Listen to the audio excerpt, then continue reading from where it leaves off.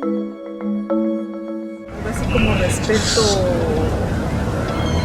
a la vida, a la libertad.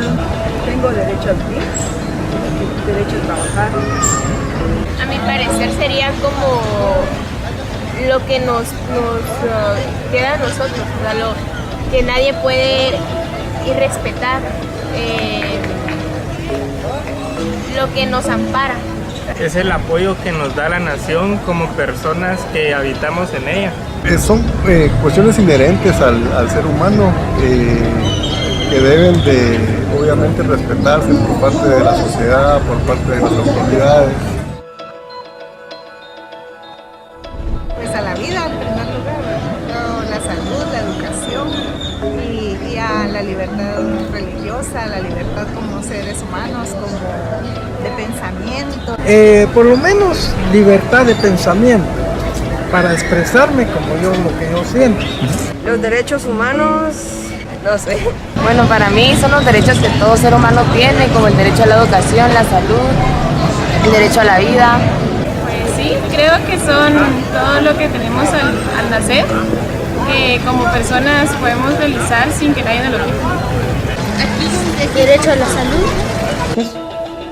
Derecho a la salud, derecho a educación, independientemente de la edad. De todo tenemos derecho a la salud, a la educación.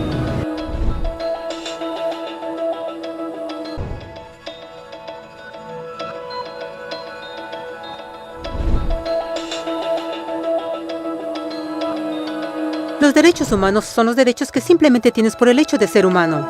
Es la forma en que instintivamente esperas que se te trate y el trato que mereces como persona, como el derecho a vivir en libertad, a expresar tus pensamientos y a ser tratado con igualdad. Hay muchos tipos de derechos. La mayoría es aplicable a ciertos grupos. Pero los derechos humanos son los únicos que corresponden absolutamente a todos, en todas partes. Significa niños, personas mayores, gente pobre, basquetbolistas, recolectores de basura, cantantes de rap, maestros africanos, indios, albanos, cristianos, musulmanes, cabalistas, ateos, tu mamá, tu papá, el vecino y tú mismo. Todos tienen exactamente los mismos derechos humanos. En otras palabras, son universales. Pero la pregunta sigue en pie. ¿Qué son? De acuerdo con las Naciones Unidas, hay un total de 30 derechos humanos que generalmente se agrupan y sencillamente se llaman derechos humanos. Todos ellos se enumeran en la Declaración Universal de Derechos Humanos, que es el documento más ampliamente aceptado sobre el tema. Pero fue hace mucho tiempo cuando surgieron. Al principio no había derechos humanos. Si estabas con el grupo correcto, estabas seguro. Si no, bueno, no lo estabas.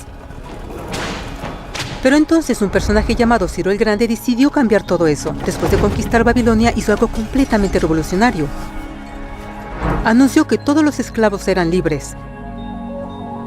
También dijo que la gente tenía la libertad de escoger su religión sin importar de qué grupo formara parte. Documentaron sus palabras en una lápida de barro conocida como el Cilindro de Ciro, y así nacieron los derechos humanos.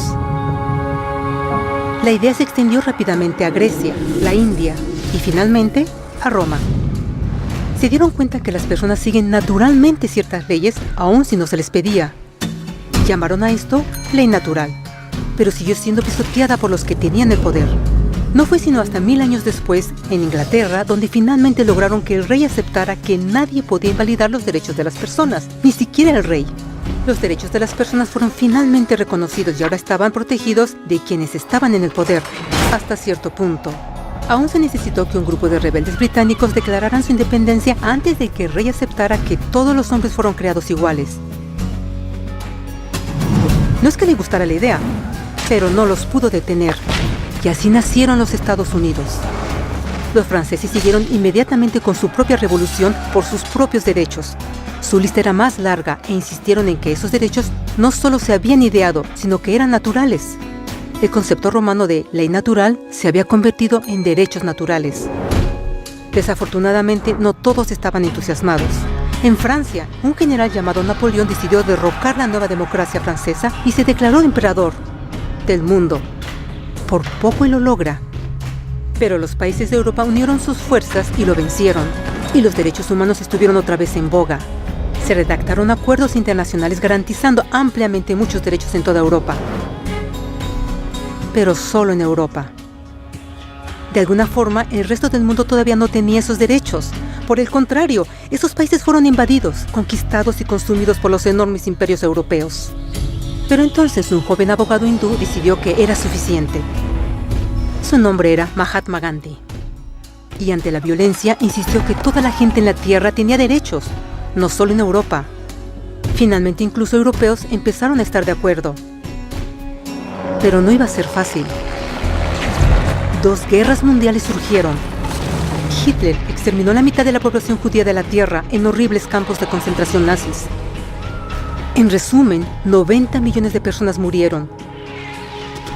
Los derechos humanos nunca habían estado tan terriblemente cerca de la extinción. Y el mundo nunca había estado tan desesperado por un cambio. Así los países se unieron y formaron las Naciones Unidas. Su propósito básico era reafirmar la fe en los derechos humanos fundamentales, en la dignidad y el valor de la persona humana. Pero, ¿qué son los derechos humanos? ¿Eran las proclamaciones de Ciro, las leyes naturales de Roma, las declaraciones de Francia? Todos parecen tener una idea un tanto diferente de lo que los derechos humanos deben ser. Pero bajo la supervisión de Eleanor Roosevelt, finalmente estuvieron de acuerdo en un grupo de derechos para todos absolutamente. La Declaración Universal de Derechos Humanos. El concepto francés de derechos naturales se había convertido finalmente en derechos humanos.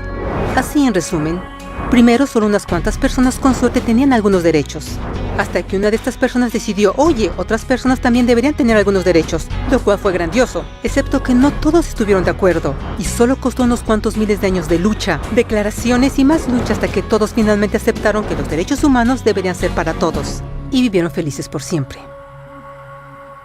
Excepto por un pequeño problema. Si la gente tiene el derecho a alimentación y cobijo, ¿por qué 16,000 niños están muriendo de hambre cada día? ¿Uno cada 5 segundos?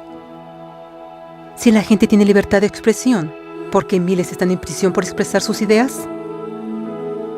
Si la gente tiene derecho a la educación, ¿por qué más de 1,000 millones de adultos son incapaces de leer? Si la esclavitud ha sido abolida realmente, ¿por qué 27 millones de personas viven hoy en esclavitud? ¿Más del doble que en 1800? El hecho es que cuando se firmó la Declaración Universal de Derechos Humanos, no tenía la fuerza de la ley. Era opcional. Y a pesar de muchísimos documentos, convenciones, tratados y leyes, no eran más que palabras en papel. Así que la cuestión es, ¿quién hará que esas palabras sean una realidad?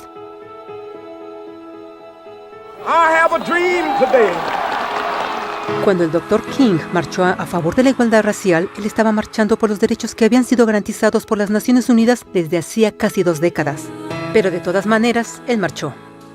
Cuando Nelson Mandela defendió la justicia social en los años 90, su país había acordado ya abolir tal discriminación de casi 40 años. Pero de todas maneras él luchó. Esos que luchan hoy contra la tortura, pobreza y discriminación no son gigantes o superhéroes. Son gente común. Niños, madres, padres, maestros, individuos de pensamiento libre que no están de acuerdo en estar en silencio, que reconocen que los derechos humanos no son una lección de historia, no son palabras en una hoja de papel, no son discursos, campañas comerciales o de relaciones públicas. Son las elecciones que hacemos cada día como seres humanos.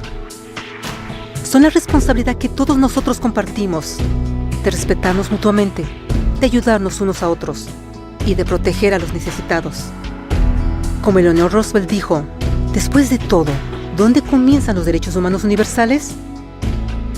En pequeños lugares, cerca del hogar, tan cercanos y tan pequeños que no pueden ser vistos en ningún mapa del mundo. Sin embargo, son el mundo del individuo común, el vecindario donde vive, la escuela o universidad donde estudia, la empresa, la granja u oficina donde trabaja. Tales son los lugares donde cada hombre, mujer y niño busca igualdad de justicia, igualdad de oportunidades, igualdad de dignidad sin discriminación. A menos que estos derechos tengan un significado ahí, no tendrían significado en ninguna parte.